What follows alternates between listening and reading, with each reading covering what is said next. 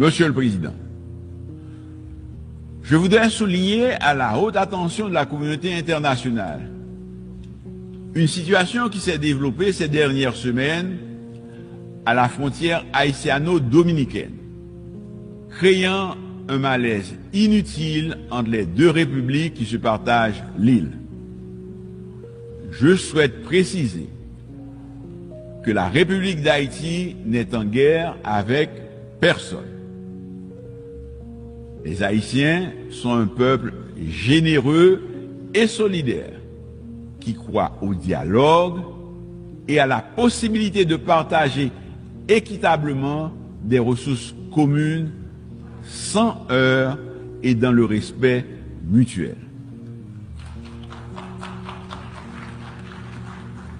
Je suis venu vous dire que nous n'avons pas de jugement ni d'intention qui peuvent préjudicier ceux qui sont nos voisins, avec nous partageons l'île d'Haïti, avec qui nous sommes appelés à vivre et à progresser.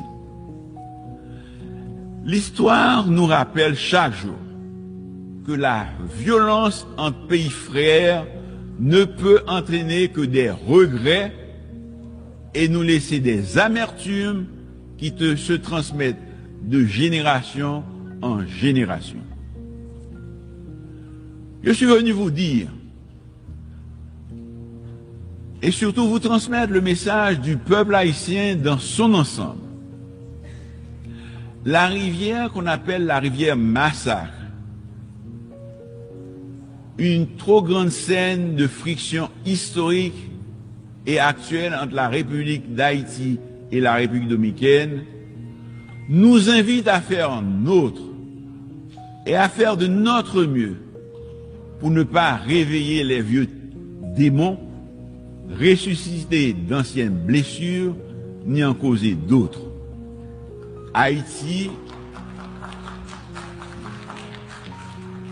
réaffirme son droit souverain du peuple haïtien d'utiliser les ressources hydriques binationales comme le fait la République dominicaine et revendique une répartition équitable des eaux de cette rivière.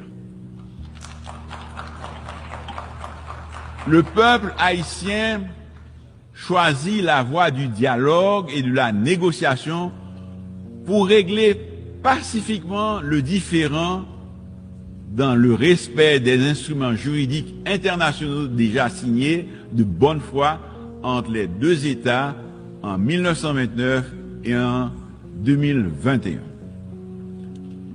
Monsieur le Président,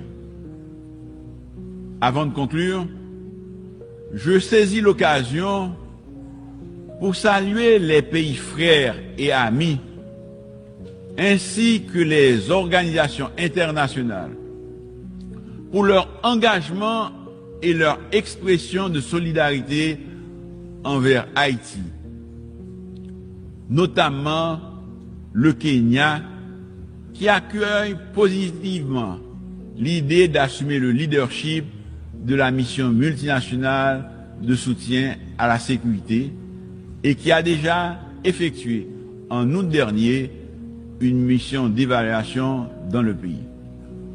Nous remercions aussi le CARICOM et les éminentes personnes. Monsieur le Président, Excellences, Mesdames, Messieurs, dans l'histoire, Haïti représente une figure emblématique de liberté et de solidarité.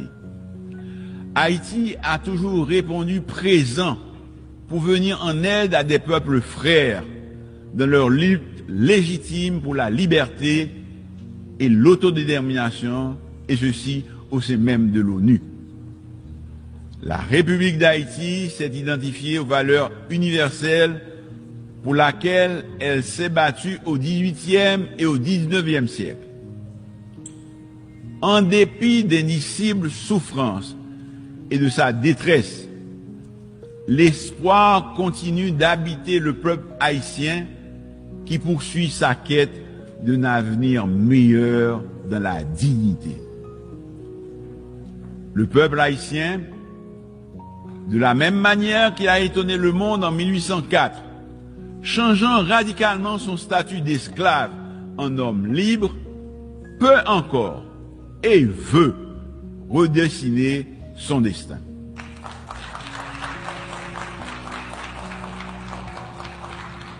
Je sollicite cet appui, cette solidarité fraternelle, afin de nous aider à tourner cette page sombre.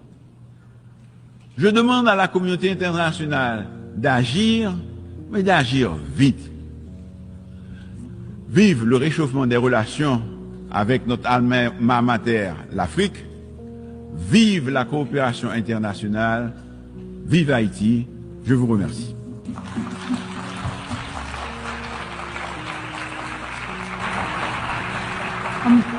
On behalf